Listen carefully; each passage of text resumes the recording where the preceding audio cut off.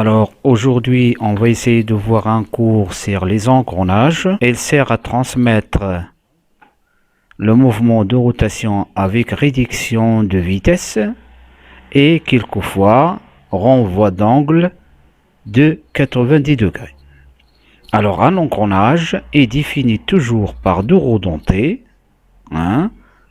Les roues sont à denture, c'est-à-dire pour éviter le glissement entre les deux roues dentées. La plus petite s'appelle un pignon et la plus grande c'est la roue. Donc un engrenage égale pignon plus roue. Alors les dents, il y en a plusieurs formes de dents. Il y a les dents droites, comme ce que vous pouvez constater ici, dents droites. Et vous avez ce qu'on appelle aussi des dentures à angle, c'est-à-dire hélicoïdales. Et les axes entre les roues dentées sont parallèles, donc droite, parallèle, hélicoïdaux, parallèle. Ce qui est très important, c'est de se rappeler des schémas. Donc le schéma de la roue dentée. Voilà, les dents ils sont schématisés par ce petit trait. Et là, sur le schéma, on peut indiquer la forme de la denture. Est-ce que c'est une denture droite ou bien denture hélicoïdale? Vous avez aussi un renvoi d'angle, comme on a dit tout à l'heure, sur les roues dentées coniques.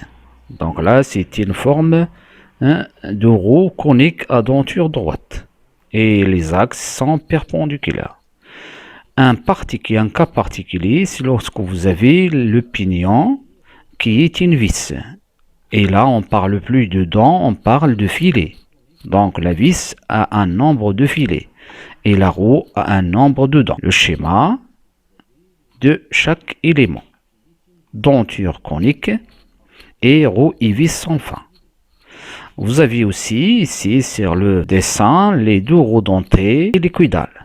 Leur avantage, c'est qu'ils réduisent le bruit des jeux entre les deux roues dentées. Là, vous avez le système roue et vis sans fin qui permet d'avoir une grande réduction de vitesse, c'est là l'avantage. Il prend moins de place et il permet d'avoir un rapport de réduction qui est très important. Le renvoi d'angle, c'est-à-dire les engrenages coniques, permettent d'avoir les axes d'entrée et de sortie qui sont perpendiculaires. Alors, ce qui est très important, c'est la géométrie sur les roues dentées. Donc, faites attention, on va essayer toujours de prendre comme référence la dent. Et cette dent a une tête et un pied. Et là, on peut mesurer la distance entre les sommets des dents. Là, c'est ce qu'on appelle un diamètre de tête. Et lorsqu'on mesure à partir des pieds, c'est un diamètre de pied. Et là où vous avez le contact entre les roues dentées, ça s'appelle un diamètre primitif qui est entre les deux. Et le diamètre, par définition, est toujours égal au module multiplié par le nombre de dents. Donc M fois Z.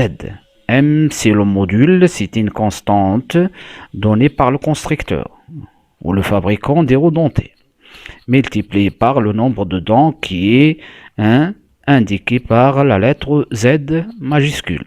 Et là, vous avez le diamètre DA qui veut dire le diamètre de tête. Le diamètre de pied, c'est DF. Ce sont des éléments qui sont normalisés. Et D, c'est tout simplement le diamètre primitif. Et toujours le diamètre de tête est égal tout simplement à la distance entre le diamètre primitif et le diamètre de tête. Et cette distance, ça s'appelle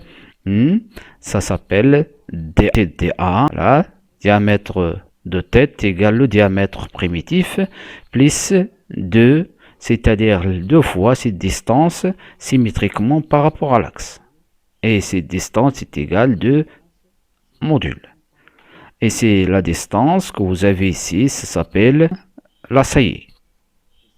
Et la distance entre le diamètre de pied et le diamètre primitif, ça s'appelle le creux. Donc la saillie plus le creux égale la hauteur de la dent. Et c'est normalisé.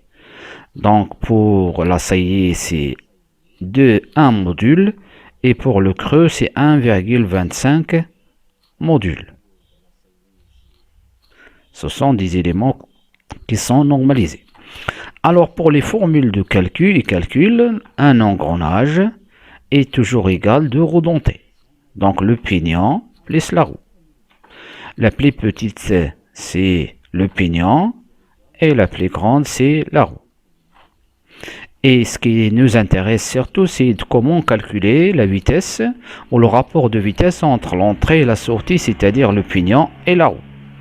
Alors le rapport de transmission, c'est le rapport de vitesse, ou bien ce qu'on appelle aussi une raison, est toujours égal à la vitesse ou la fréquence de rotation de sortie sur la fréquence de rotation d'entrée. Là, qui est égal aussi au diamètre d'entrée, c'est-à-dire l'inverse.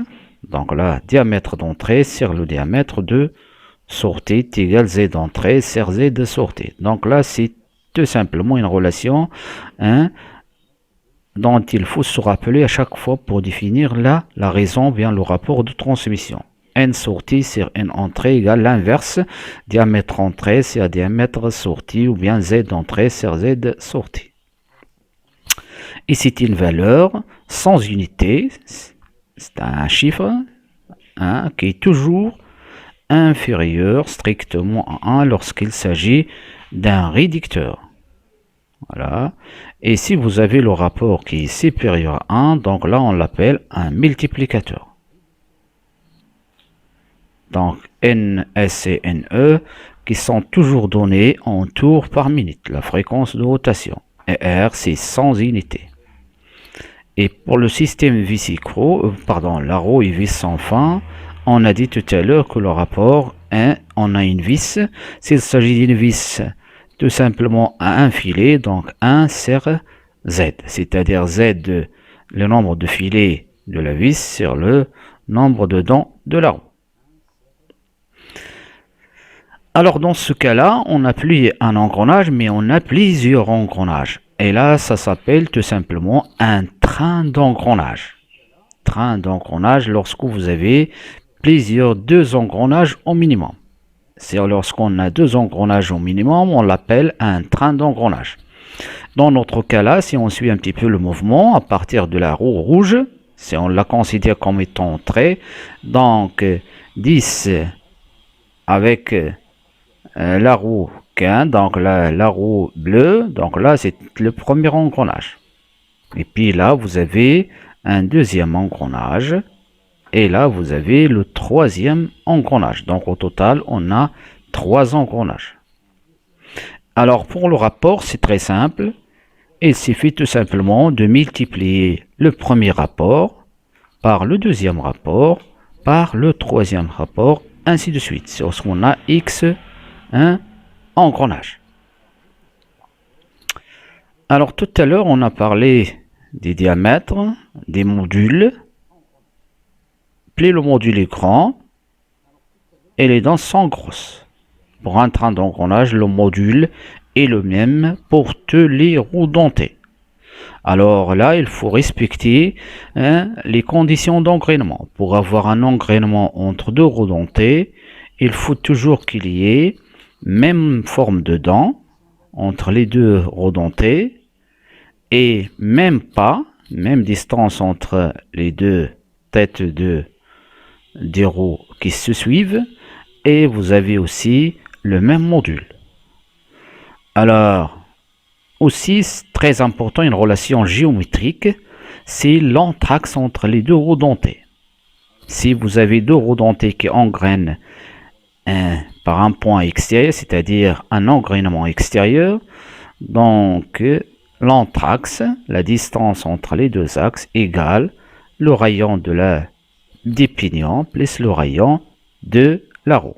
Et faites attention, c'est le rayon primitif, rayon de diamètre primitif.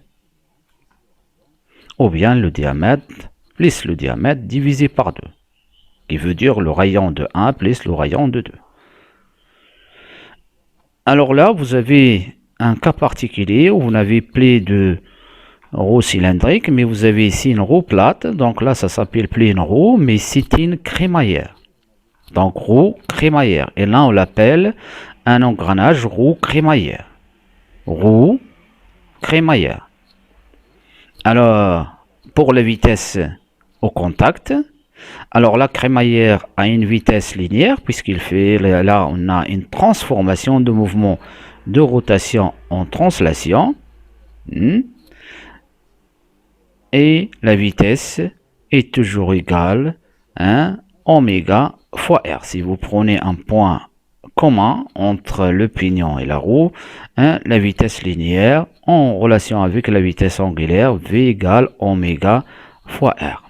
Et on a toujours v en mètres par seconde et oméga en radians par seconde. Et si vous faites la relation entre oméga et n, oméga est toujours égal de Pn sur 60.